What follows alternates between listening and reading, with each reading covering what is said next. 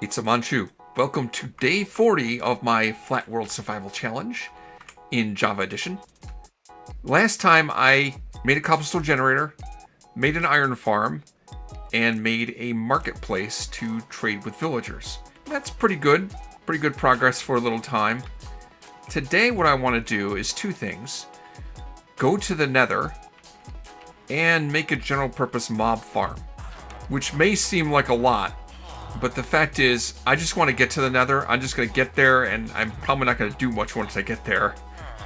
And then move on right away to making the general purpose mob farm. So to get to the Nether, well, I need 10 blocks of obsidian. Right now I have 2 lava sources that are in use for the iron farm and the cobblestone generator. I have a couple extra buckets of lava.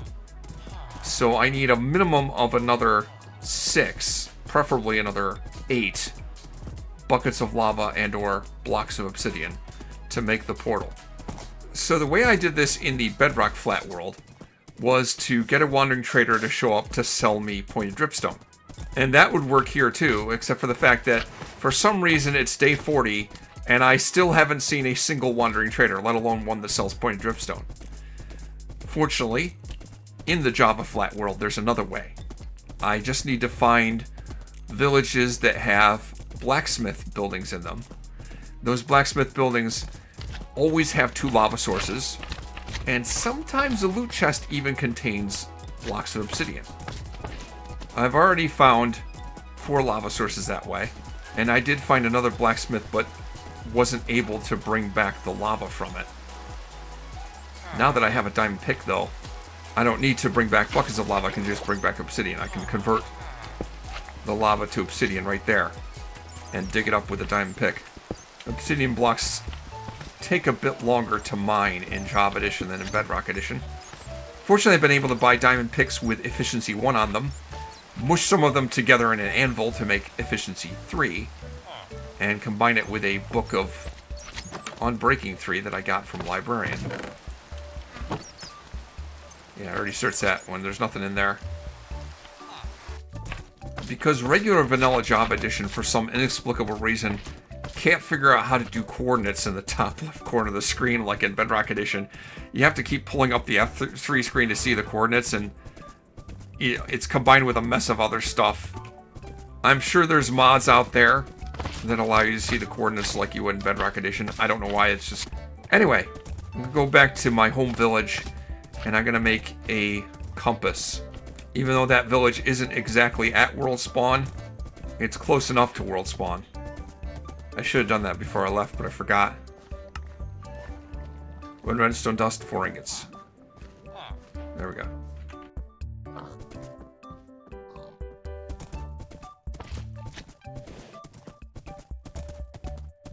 Yeah, I've gone east quite a ways. Let's go west. This village does not appear to have a blacksmith in it. Let's see if it has any other cool stuff in it that I want to take. Nothing much of value. Okay, I don't see anything else of interest in here, so... Looks like a variation of church. I don't think I see a blacksmith in here.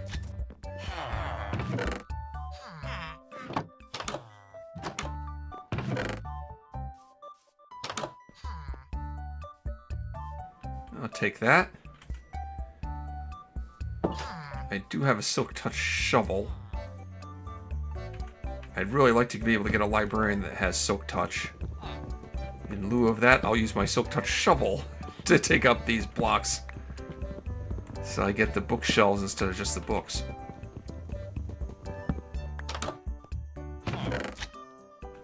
Let's see anything else. Let's find... Where is my horse?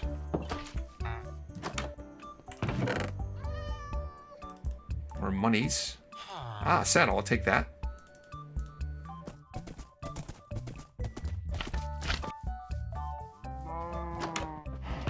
I didn't realize that gold nuggets were a common thing in the villagers' chests.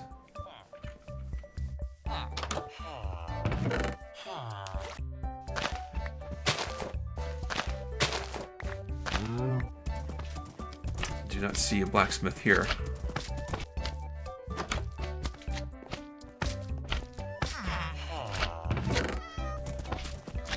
Let's go ahead and check out this village.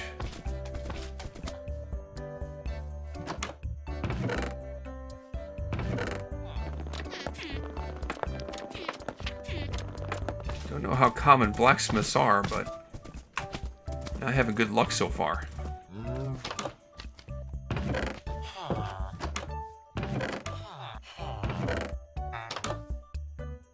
I don't think I have a cartographer, and I don't have paper right now because the wandering traders never showed up to sell sugarcane. So I'm going to take that. I've yet to find any more blacksmiths.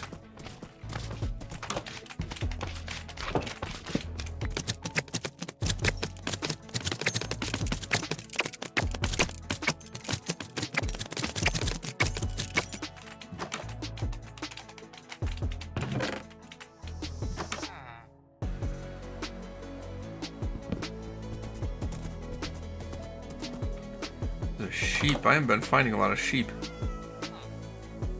I've yet to find a shepherd, which is weird. Oh! Ah! No sooner do I say, I've yet to find a shepherd. Thank you for that. You'd think I'd be able to easily make a loom workstation. All it requires is a couple pieces of string and wood. And I don't really have a lot of string. Maybe once I get the general purpose mob farm working, I'll be able to produce string. I'd have to look up how common blacksmith buildings are. Not having a tremendous amount of luck finding them.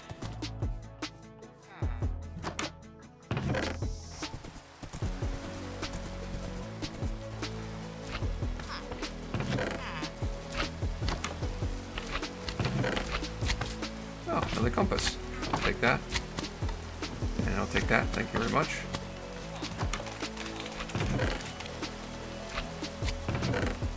I am just not finding more blacksmiths.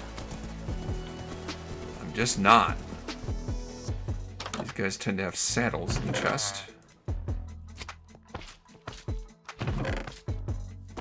Am I seeing this right? Is this a zombie village? Well, that's pretty cool. These are quite rare. Honestly, though, I don't know if I want to bother. I mean, I could get string from all this cobweb, but I don't know if I want to bother. I'm going to change up my search pattern a bit. Keep the compass that points toward world spawn. Keep it pointing to the right. And I'm going to travel in a wide circle in the hopes that even if I don't find any more blacksmiths, and I'm not having much luck right now, maybe I'll get lucky and find a stronghold.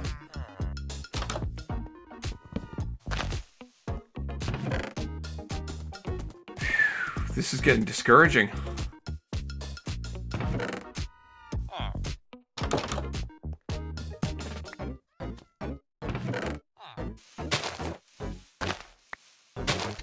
Still not seeing any blacksmith.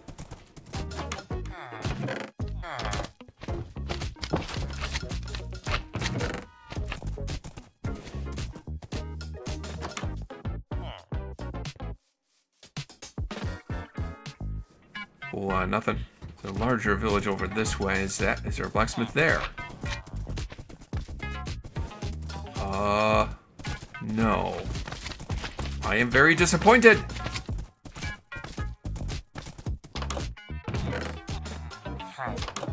Yes, you have another saddle. Kind of want that leather too. I don't have any leather.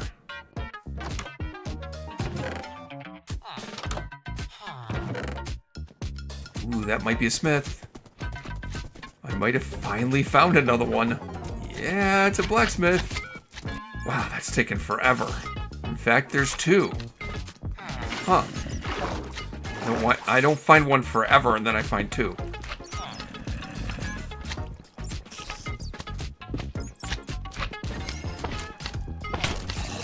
Ow. Quit it. Get out of here, I'm busy.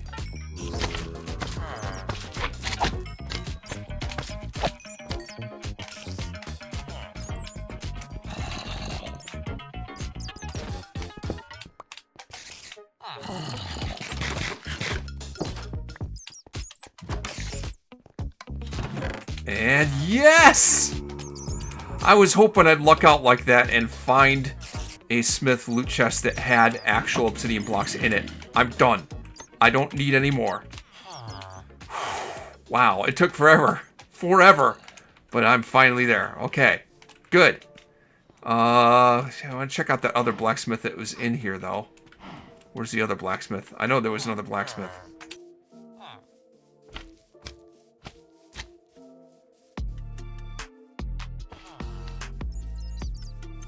Because you never know. Maybe I'll find a diamond. Or not. So even though that took a frustratingly long time, it was nothing compared to the dozens of hours in the Bedrock flat world trying to get a wandering trader that would sell me pointed dripstone. Is that another blacksmith? Certainly looks like it. I know I have 2 extra buckets of lava back at the OG village. So that's good. I'm going to need... Oh, look at that. More obsidian. And there's 6 blocks. Give me 21. Ooh, and gold ingots. All right. We have to do some inventory management here. I don't see any more blacksmiths, and if it's not a blacksmith, I'm not going to look around in it. Is that another blacksmith? I believe it is. And it's not one I've been to. I don't know that I need any more obsidian than what I've got. It's debatable. With a big iron farm hanging in the air, it should be easy to see my village. That looks like, in the distance, the bonus chest. That's totally the bonus chest. And there's my home. Whew, made it. It's the evening of day 47, so it took 7 in-game days, but I came back with a lot of good stuff. And here's everything I bought back from that expedition. I'm thinking about what else I can do with the obsidian. I don't think it's quite enough to do everything I need, but you know what? 10 obsidian, it's enough for me to get to the Nether, and then I can get as many lava buckets as I need to make more obsidian, so that's fine. I have more than enough obsidian. I got another 3 saddles, some cartography tables, which I can't make them myself right now because I don't have paper. A couple of looms, which I don't really have enough string to make right now. That'll change soon. Lots of emeralds. Leather. Good stuff. Okay. Now, to make the Nether portal. So the trick I'm going to have to deal with here is where to build this portal. If I build it down here at y-60, it's going to potentially be a problem for me. Because when I go through the portal into the Nether, since there won't be a portal in the Nether already, the game's algorithm is going to look for a location to put the portal close to the equivalent coordinates in the Nether that's safe to put it. And if I built the portal at y-60, well, the Nether doesn't go that low. It only goes to y0. It would look for a place in the Nether as low as possible to place the portal in the Nether. And that very likely would mean that the portal in the Nether would end up being way down low in a cave somewhere beneath a lava ocean, which would make it really difficult to navigate around the Nether. So that's why I'm going to pillar up to y70 and build the Nether portal in the overworld at y70.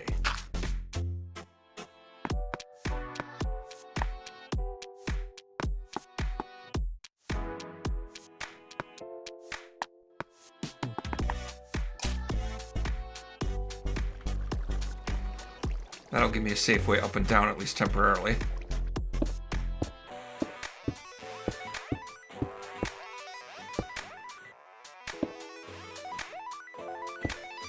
Okay, there's the portal built.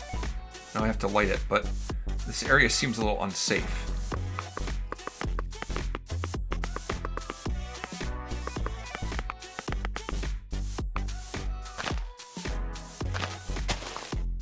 In Bedrock Edition, I can light this almost instantly this way. But I don't think that's going to work in Java Edition.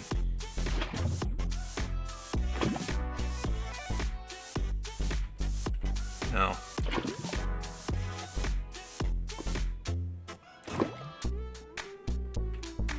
No, it's not going to work that way. We're going to have to try a different method. Whoopsie. That's a little bit of lava flowing over the side there. Hope that doesn't hit anything important. I got a little dollop of lava heading over the side. What's that gonna hit? Where's that little dollop of lava gonna go? Is it moving down? It is moving down slowly. Where did that lava hit? Oh yeah, it hit right here. Made some stone. I kind of wish I had Silk Touch, but I just don't. And I just have to wait for it to light. I have flammable blocks next to it. Now, I'm sure somebody's going to make a comment about this. Wouldn't it be so much better, they'd say, if you could just not have to do all this re-rolling of trades, breaking the lectern and replacing it until you randomly get the sale you want? If there was more certainty and less randomness in what the librarian sold you? Well, I guess that would be nice, but you know what also would be nice? If the villagers still sold. Oh, I gotta buy that. That's an awesome book. Thank you very much. It would also be nice if the villagers still sold trident enchantments. And even crossbow enchantments. That would be nice. It would be nice if they still sold enchantments that were max level. Like Efficiency 5. Or Unbreaking 3. That would be nice too. The experimental changes to villager trades, not a fan. Not a fan. Their leaves are really flammable. Maybe they'll light on fire.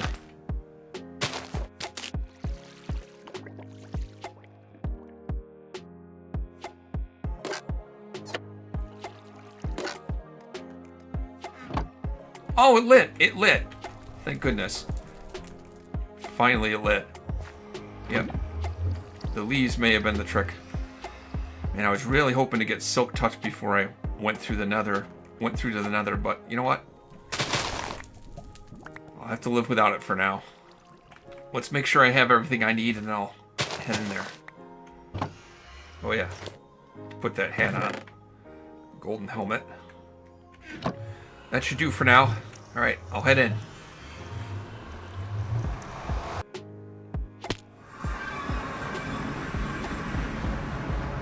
Like I said, I don't expect to do much here. I just want to build a little shelter around where I ended up. Where have I ended up? Oh good, I'm not in a cave someplace.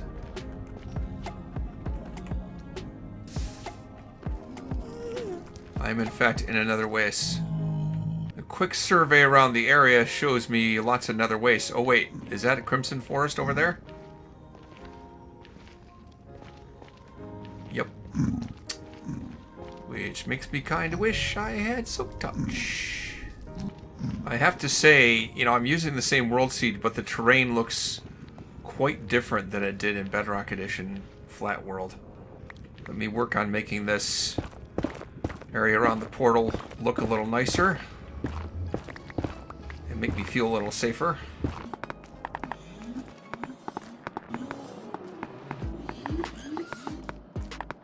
I promised myself I wasn't going to hang around here too long in the Nether, just build a shelter around the portal and then come back and start working on the mob farm. But I need materials to build the mob farm with, and I can get some of the materials down here. Alright, spent a bit longer here than I'd originally planned, but from the portal I made a little enclosure. There's a doorway here. Leads over to this back area here. There's not much here. The other doorway leads out to over there. Hello? Hey! That's the first thing I actually got rid of with a bow. Aghast. Strange things happen when you play in a flat world. Strange things. And this leads out into the main nether. There is Crimson Forest over here.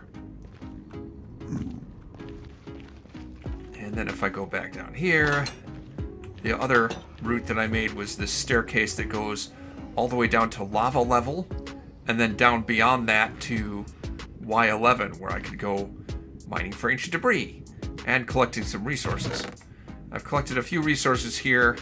Now I have to make the farm, the general purpose mob farm. I'm just not sure what materials I'm going to build it with. Heck, I could build it out of netherrack. I could build it out of cobblestone. I have to think about what materials to use that won't look terrible, if I care about looks. Oh, thunder. Not sure I want to have a thunderstorm going on right now. Oh my god. A pig got struck by lightning. That lightning storm didn't last very long either. I never have experienced lightning striking things before I started playing Flat World. Like, accidentally striking things. You remember when I built this farm, this mob farm in Bedrock Edition, and I said, hey, this works in Bedrock and in Java. I tested it out. Well, actually, I tested it in Bedrock Edition and found that it worked, and thought, yeah, it works actually in both versions. Well, that's not entirely accurate, because there's a difference in how mob AI works. If I'm just a little over 24 blocks above this platform, just for testing it out, it seems to work perfectly fine. The mobs spawn, they try to pathfind from one platform to another, they fall into the pit and are washed by the water into that central kill chamber. But if I move a little bit further away, the mobs will spawn on the platform and they'll just stand there. They never move. That's because, and this is exclusive to Java Edition, the mob's AI shuts off if the player is further than 32 blocks away. They'll just stand around and never try to move anywhere. So in order for this farm design to work in Java Edition, it can never be more than 3 layers. And if you have more than 3 layers, the upper layers are going to be more than 32 blocks away, and the mobs will just spawn on the platforms and just stand there and never move. Can't be more than 3 layers, and you have to be standing at just the right spot. So you can make it work, but it's not ideal. So that's kind of what I've come to expect in designing mob farms. Because of the different mechanics, for one reason or another, a design that works well in one version is not going to be optimal for another version. That's just how it turns out. And that's why I'm not using this design for my Java Edition Flat World. I'm going to do something different. I can take advantage of the fact that I've been to the Nether and I have access to quartz, and I can make certain redstone things to make a farm that I like to make in Java Edition. It works well in Java Edition, but it's not optimal for Bedrock Edition. In Java Edition, the lower in the world I make this farm, the more efficient it's going to work. However, if it's below Y40 and I happen to be in a slime chunk, I could get slime spawning in the platform, and we do not want that to happen. So the lowest spawning platform I'm going to have here is going to be at Y41. High enough so that even if I'm in a slime chunk, I'm not going to see slimes. I gathered a lot of materials for building this farm. I'm going to build it out of some of the ugliest blocks imaginable. Netherrack, diorite, blackstone. Now if you're wondering where am I going to get diorite, little known recipe. You can craft diorite. This isn't a special recipe for this map or anything. This is regular Minecraft. You can combine 2 quartz with 2 cobblestone to get 2 diorite. And it just so happens that the edge of this platform lines up with the water stream that I'm using as an elevator to get up and down. Almost as if I planned that. I totally didn't plan that, but it's almost as if I did. Each platform is going to be 15 blocks across in a diamond shape. Now, obviously, the reason for making it this shape is I'm going to have a dispenser right here that will dispense water flooding the platform exactly.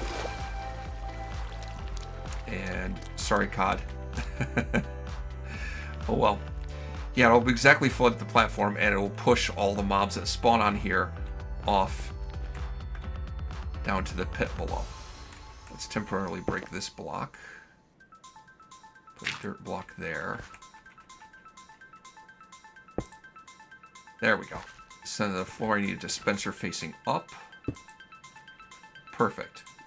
And I will put a bucket of water in there.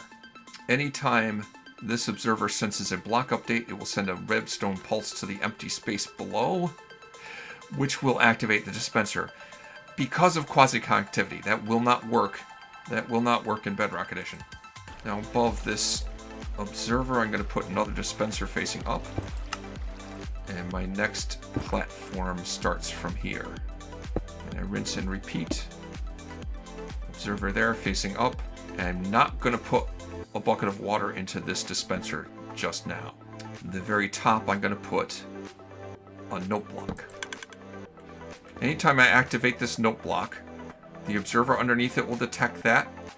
It will activate the dispenser below that, which will be detected by the observer below that, which will activate the dispenser below that, and so on. So every time I activate this... Forgot I was crouched. Every time I activate this, all the dispensers on every platform will be activated. Alright, so I have a water bucket there. Now I'm gonna go not put one there. And I'm gonna put one there. I'm gonna not put one there. So at this point, every other dispenser has a water bucket in it. I'll put water buckets in the other ones later. Note that I'm putting a torch on each platform. That torch will get washed away once I start flooding these platforms. But for now, it will light it up so that I'm not going to have mobs spawning here while I'm working. A little more work to do, but every time I activate this note block now, all the platforms will be flooded. But at this point, only every other platform has water in it right now. Put a bucket of cod in that platform.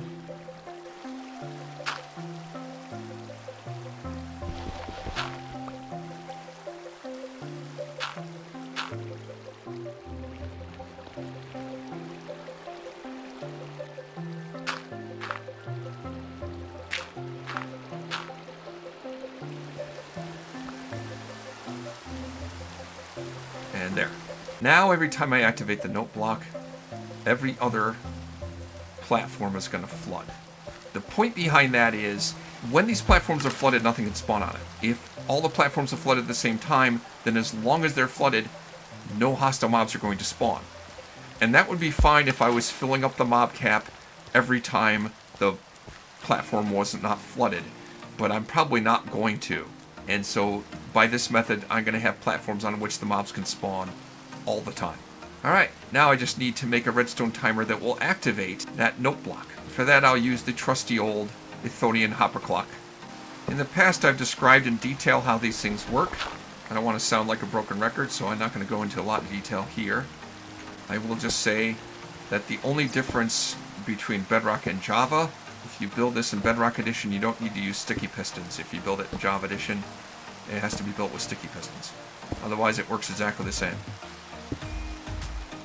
Not exactly sure how many items to put in the hoppers, what timing I want here.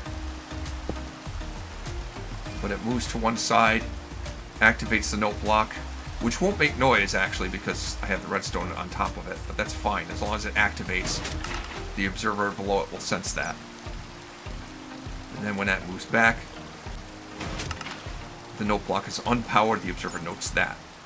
So every time this block is moved, the platforms are alternately flooded and unflooded. Now, the only other thing I need to do to make sure that this will work any time of day is put a big overhanging roof to block the light, block the daylight. And I think I want to go up 9 blocks on every side. Now I can use bottom half slabs here, which means no mobs will actually spawn on the platform that I'm making. In Bedrock Edition, these slabs would not block light, but they do in Java, so I can just get away with slabs here.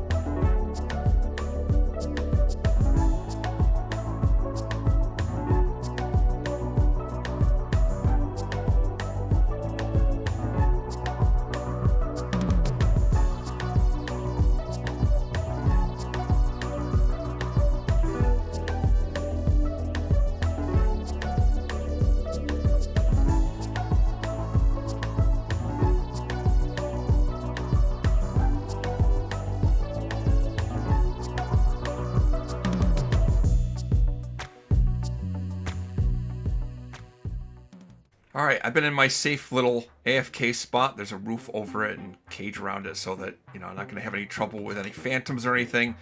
And I've been here for maybe about an hour and a half, roughly. Let's see what I got. I have a feeling that the storage I made is not going to be sufficient, but let's see.